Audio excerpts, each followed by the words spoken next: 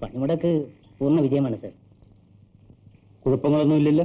ഇല്ല സാർ, ഇതുവരെ ഒന്നുമില്ല. പക്ഷേ ചില തോട്ടങ്ങളിൽ ഗുണ്ടകളെ ഇറക്കിയിട്ടുണ്ട്.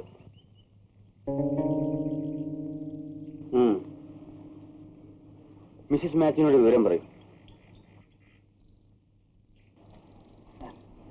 ആരാ? എന്ത് വേണം?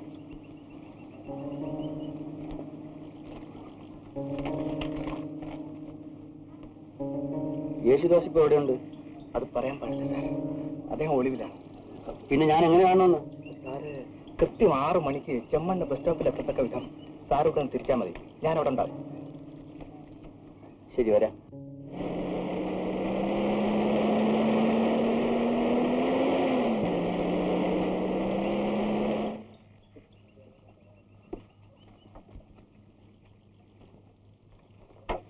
ഹലോ സാറേ, സാറേടാ ചെമ്മണ്ണൂര്. ചെമ്മണ്ണൂരാ? ഞങ്ങൾ അങ്ങോട്ടാണ്.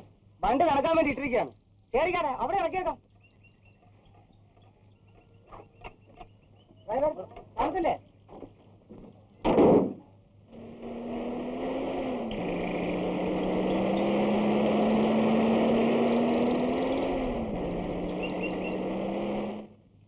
അച്യുതനെ ഉൾപ്പെടുത്തിയാൽ കേസിന് രാഷ്ട്രീയ സ്വഭാവം വരും.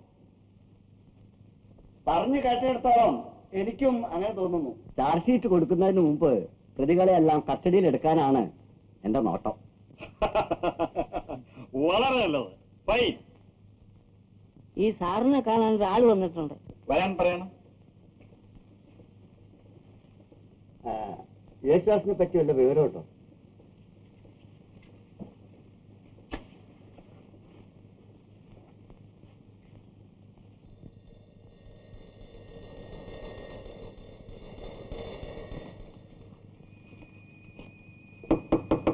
ആരാത്? തയ്യൽ കടയിൽ നിന്നാ. കത്തി കിട്ടിയോ? ആ, കിട്ടി.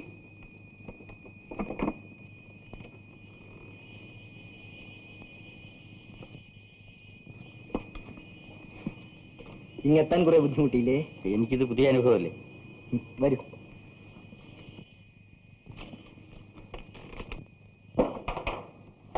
സരസ്വതി മാത്യുവിനെ കൂടി പ്രതിയാക്കാനാണ് അവർ ശ്രമിക്കുന്നത്. ചിലപ്പോ ഞാനും അവരും മാത്രമായിരിക്കും പ്രതികൾ. ഞാനും ചിലതൊക്കെ അറിഞ്ഞു. അവരോട് തോട്ടമുടമകൾക്ക് വൈരാഗ്യം തോന്നാൻ കാരണം? ഡാൻവർ സാഹിബ് മരിക്കുമ്പോ എസ്റ്റേറ്റ് കൈവശപ്പെടുത്താനായി ചില തോട്ടം ഉടമകൾ ശ്രമിച്ചു. മിസ്റ്റർ മാത്യു ഒന്നിനെ ശ്രദ്ധിക്കാത്തൊരു പാവമായിരുന്നു. സരസ്വതി മാത്യുവിന്റെ സാമർഥ്യം കൊണ്ടാണ് എസ്റ്റേറ്റ് മിസ്റ്റർ മാത്യുവിന് തന്നെ സ്ഥിരീകരിക്കപ്പെട്ടത്. ഇപ്പോഴും എസ്റ്റേറ്റ് കൈവശപ്പെടുത്താനുള്ള ശ്രമമാണ് മുതലാളിമാർ നടത്തുന്നത്. വേറൊരു കാര്യം ചോദിക്കട്ടെ. ഗോമുവും ശങ്കരൻകുട്ടിയും തമ്മിൽ സ്നേഹമാണ്. അതെ. ഇതറിഞ്ഞിരുന്നുവെങ്കിൽ ഞാനന്ന് അവിടെ വരില്ലായിരുന്നു. സരസ്വതി മാത്യു പറഞ്ഞുകൊണ്ട് മാത്രമാണ് ഞാൻ വന്നത്. എന്തിന്? അവളെ എത്രയും വേഗം എന്നെ ഏൽപ്പിക്കണമെന്ന് അവർക്ക് ആഗ്രഹമുണ്ട്.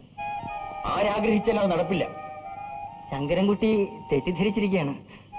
ഗോമു എന്റെ അനിയത്തിയാണ്. ഞങ്ങളുടെ രണ്ടുപേരുടെ അച്ഛനമ്മമാർ ഒന്നാണ്. എനിക്ക് കാണാൻ വേണ്ടി അല്ല ശങ്കരൻകുട്ടിയെ വരുത്തിയത്. അതാ ആ മുറിയിലേക്ക് ചെല്ലൂ.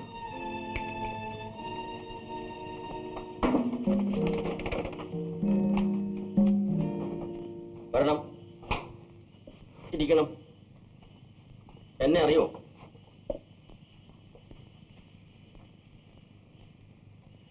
നിങ്ങളെ ഒരു പ്രാവശ്യം ബസ്സിൽ വെച്ച് കണ്ടിട്ടുണ്ട്. പക്ഷെ നായരൊന്നല്ലേ? കണ്ടിട്ടുള്ളത് ശരിയാ, പക്ഷേ പേര് അച്യുതൻ നായർ. പേര് നല്ല പരിചയം തോന്നുന്നു. ശങ്കരൻകുട്ടിയെ ഞാൻ ധാരാളം പ്രാവശ്യം കണ്ടിട്ടുണ്ട്. നമ്മുടെ പപ്പുണ്ണിയുടെ വീട്ടിൽ ഞാൻ സാധാരണയായിട്ട് ഒളിവിലിരിക്കാറ് പതിവുണ്ടായിരുന്നു. നിങ്ങളവിടെ ഗോമുവിനെ കാണാൻ വരുമ്പോൾ ഞാൻ താക്കോൽ പഴുതിൽ കൂടെ നിങ്ങളെ കണ്ടിട്ടുമുണ്ട്, സംസാരം കേട്ടിട്ടുമുണ്ട്. ഗോമു എന്നോട് അതൊന്നും പറഞ്ഞിട്ടില്ല. അതാണ് ഞങ്ങളുടെ ട്രെയിനിങ്. ഒളിവിലിരിക്കുന്നവരെ പറ്റി കാമുകനോട് പോലും പറയുകയില്ല. ഒരു ദിവസം നിങ്ങൾ അവിടെ വെച്ച് പോലീസിന്റെ നിന്ന് രക്ഷപ്പെട്ട വിവരം പിന്നീടായിരുന്നു. ഒരാൾ നിങ്ങളെ നിർബന്ധിച്ച് ഡാൻവർ എസ്റ്റേറ്റിലേക്ക് അപേക്ഷ ഏൽപ്പിച്ചില്ലേ? അതെ, അതെന്റെ ആളാണ്. സരസ്വതി മാത്യുവിനെ കൊണ്ട് നിങ്ങളെ അവിടെ നിയമിപ്പിച്ചത് ഞാനാണ്. അപ്പോ സരസ്വതി കട്ടപ്പനയുള്ള ഒരു പാവപ്പെട്ട വീട്ടിലാണ്. ആ കഥ ഞാൻ പറയാം. 22 വർഷം മുമ്പ് പുന്നപ്ര സ്വദേശിയായിരുന്ന ഞാൻ ഒളിവിലായിരുന്നതുകൊണ്ട് തോട്ടം തൊഴിലാളികളുടെ ഇടയിൽ പ്രവർത്തിക്കാൻ വേണ്ടി കട്ടപ്പന പോയി. കമ്മ്യൂണിസ്റ്റുകാരെ വേട്ടയാടിക്കൊണ്ടിരുന്ന കാലമായിരുന്നു അത്. അന്ന് ഈ സരസ്വതിയുടെ വീട്ടിലാണ് ഞാൻ ഒളിവിൽ താമസിച്ചിരുന്നത്. സരസ്വതി അന്ന് അനാഥാലയത്തിലൊരു നഴ്സായിരുന്നു. അങ്ങനെ ഇരിക്കുമ്പോൾ ഒരു ദിവസം രാത്രി എന്റെ ഭാര്യയ്ക്ക് സൂക്കേട് കൂടുതലാണെന്ന് അറിഞ്ഞ് ഞാൻ വീട് വരെ പോയി. വല്ലാത്തൊരു രംഗമാണ് ഞാൻ അവിടെ കണ്ടത്.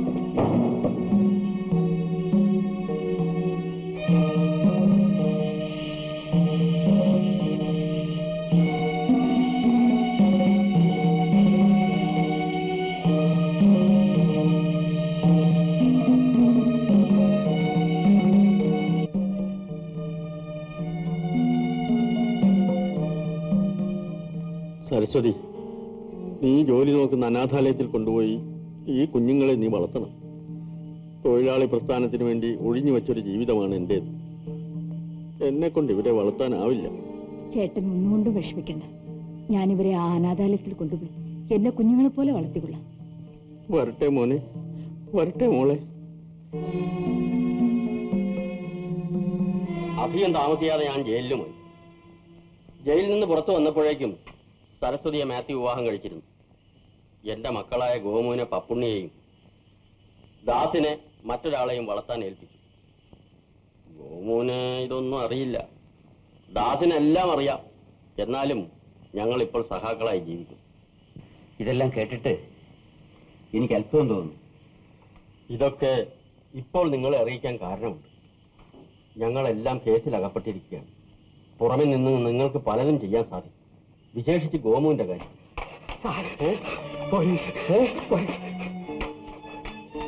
ജീപ്പാണ്. വളരെയധികം ആളുകളുണ്ടോ? ഉണ്ട് സാർ. തീർക്കാം. എന്താണ് പ്ലാൻ? വേഗം തീരുമാനിക്കണം. ശങ്കരൻകുട്ടി, നിങ്ങൾ ചെമ്മണ്ണിൽ വന്ന ഒരു ജീപ്പിലായിരുന്നോ? അതെ. എങ്കിൽ നമുക്ക് അപകടം പറ്റിയിരിക്കും. അതൊരു പോലീസ് ജീപ്പായിരുന്നു. ഈ വീട് ഇപ്പൊ പോലീസ് വളഞ്ഞിരിക്കുക. ഞങ്ങൾ ശ്രമം നടത്തുകയാണ് രക്ഷപ്പെടാൻ വേണ്ടി. ശങ്കരൻകുട്ടി, നിങ്ങൾ പോലീസിനെ എതിർക്കണ്ട. നിങ്ങൾ പുറത്തുണ്ടായിരിക്കും. ദാസ് രക്ഷപ്പെടാൻ ശ്രമിക്കും. പുറത്ത് ചാടിക്കോ. ഞാൻ ആദ്യം ചാടാം. എല്ലാവരും കരുതിക്കൊള്ളും.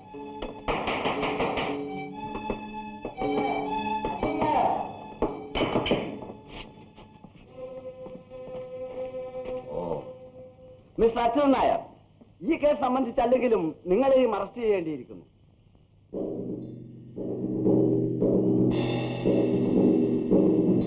ഈ കേസ് സംബന്ധിച്ചല്ലെങ്കിലും എനിക്കും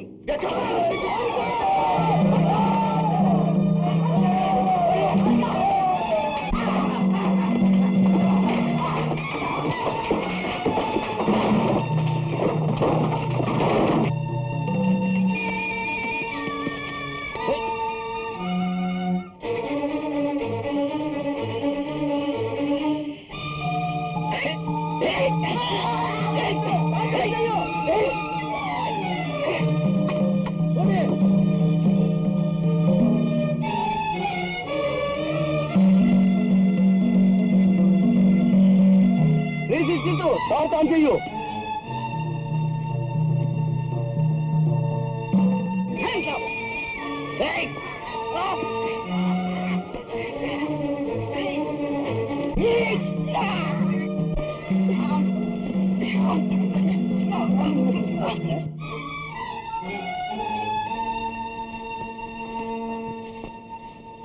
ശങ്കരൻകുട്ടി, വിടാതെ അവനെ പിടി.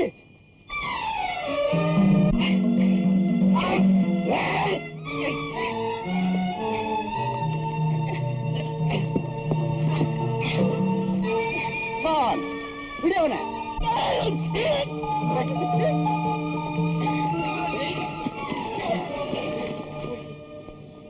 ശങ്കരൻകുട്ടി പ്രതിയെ രക്ഷപ്പെടുത്താൻ ശ്രമിച്ചതിന് നിങ്ങളെയും അറസ്റ്റ് ചെയ്യേണ്ടതാണ്. തൽക്കാലം ഞാനത് ചെയ്യുന്നില്ല. അങ്ങനെ ഒരു ഔദാര്യം കാണിക്കണമെന്നില്ല. യേശുദാസിനെ കൂട്ടരെയും വാനിൽ കയറ്റു.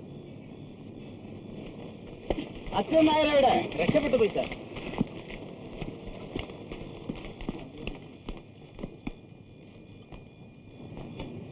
കുട്ടി വരൂ.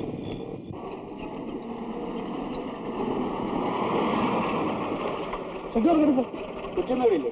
പകല് ഇവിടുന്ന് പോയതാണ്. നാളെ വരുമെന്ന് പറഞ്ഞു. കൊച്ചമ്മ പോയി കഴിഞ്ഞപ്പോ കുറെ പോലീസുകാർ ഇവിടെ വന്നു. തിരക്കി. കൊച്ചമ്മ ഇല്ലെന്ന് പറഞ്ഞിട്ടും അവര് ബംഗ്ലാവിനകത്ത് കയറി നോക്കി. തങ്കക്കുട്ടിയെ വിളിച്ചോണ്ട് ബംഗ്ലാവിലാക്കിയിട്ടാണ് കൊച്ചമ്മ പോയത്. തങ്കക്കുട്ടിയെ പുറത്തെങ്ങും വിടരുതെന്ന് സാറിനോട് പ്രത്യേകം പറയണമെന്ന് കൊച്ചമ്മ പറഞ്ഞു.